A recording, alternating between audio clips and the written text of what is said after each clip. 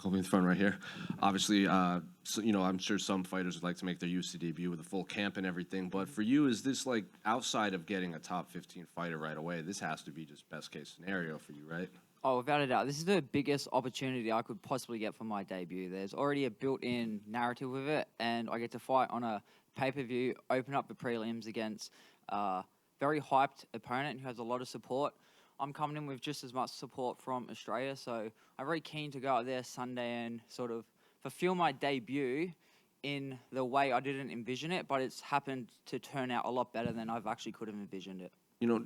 Outside of like the big name and everything, is it almost like, you get an opponent 9 weeks out. You just think about that guy all the time. You have to do media about him.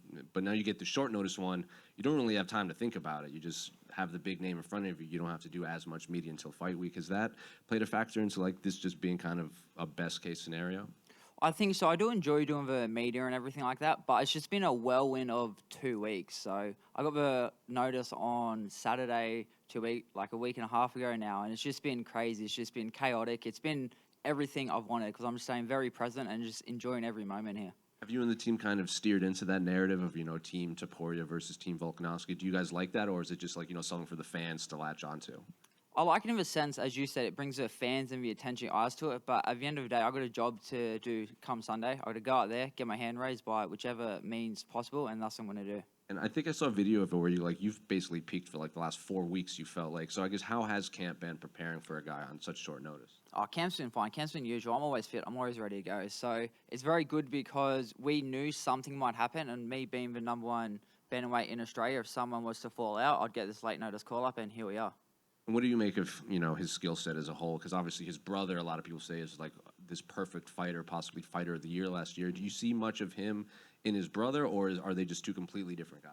He's definitely got the same sort of style because they've trained together, but he's not his brother, and I'm going to go out there on Sunday and show it. He hasn't really beaten anybody noticeable. His opponent's combined records isn't that great, so I think come Sunday I get to go out and show out against him. Have your, usually when you get guys like from they're fighting Russians or Georgians or Spaniards or anything, their social media just gets flooded with like DMs and everything. Has that been the case for you? Have you got a lot of hate from Spain and Georgia? I've got a fair bit of hate, but I like it. It's all engagement at the end of the day. But to be fair, I've got a bit of love in that too, so I can't say it's bad. All engagement is good for me, so I bring it all in and just use all the energy. I think not a lot of people realize that you were a pretty prolific Reddit poster for a long time. When you got this fight, Reddit was just like, oh, one of us is in the UFC now. So I guess how's the online response been to like, lurking on Reddit to now fighting on a massive UFC card? Oh, it's crazy, bro. It's sick. It's unreal. So it's just even everything with like I've had people reach out, like I haven't spoke to them in primary school and stuff like that. So it's just been like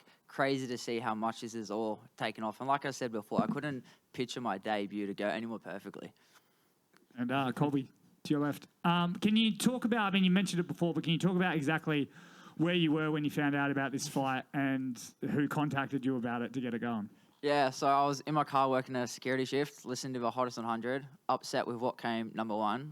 And then I got an Instagram message, which I thought was from a fake account because they had lots of followers and a blue tick, and it said, hey, how are you? But it actually turned out it was an opportunity of a lifetime. It was Ilya's manager, and then he gave me a WhatsApp call. I spoke to Joe and Volk, and then 12 hours later, I was like, hey, it's pretty much a done deal. Let's go.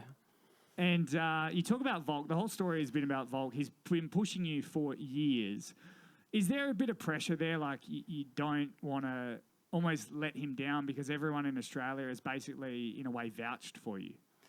There is pressure, but pressure is a privilege, and I think I just can use all of that as fuel, and he's backing me because he knows the level and the ability I have, so he wouldn't be backing me if he didn't believe in me. Same with everybody else who backs me, so come Sunday, I get to go out and show the ability and my level that I'm at. And finally, it's a one-fight deal, so even if you win the fight, but it's a boring style type thing, you might just kind of never come back to the UFC. Is there pressure to not just win but put on a show? To be honest, I'm actually not exactly sure how a contract works out. I'm a fighter, so I'm not smart enough to understand it all. So I think there's something in there. If I win, they still get me. What's that? Hey, Colby. Great moves yesterday, by the way. My man, thank you. You said you spoke to Joe and Volk when you got offered that contract. Was there a voice in the back of your mind that was worried Volk might steal it because he loves a late-minute call-up? I was very worried. Lucky it's at 135, so I knew we couldn't make it. And a lot of the guys coming through today have had moustaches. Colin says his is a strength. Sean just liked the look of his. What's the story behind yours? Mate, this is 25 years of hard work. So we have Movember, and I had to start it 25 years ago, and hopefully in probably 2 years' time, it'll actually be worth something. Hey, it looks good, brother. Appreciate it. Thank you. I just wanted to get your thoughts on the main event. I think it's going to be a very interesting fight. I think whoever can mix it up the best is going to win. Obviously, the last one came down to a split decision.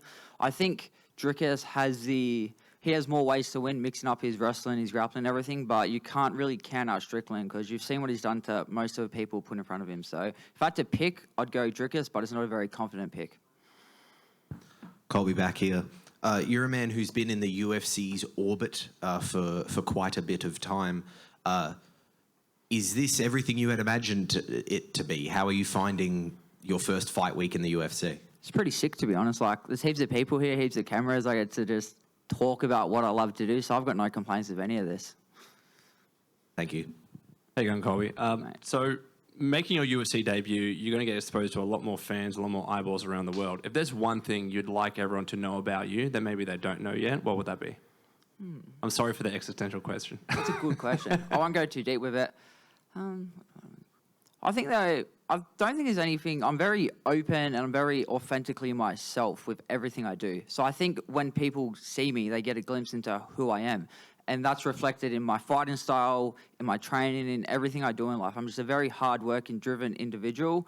I have goals. I'm just going to put in the work until I achieve them. Simple as that. Thank you, mate. Is that everyone? Legends. Thank you.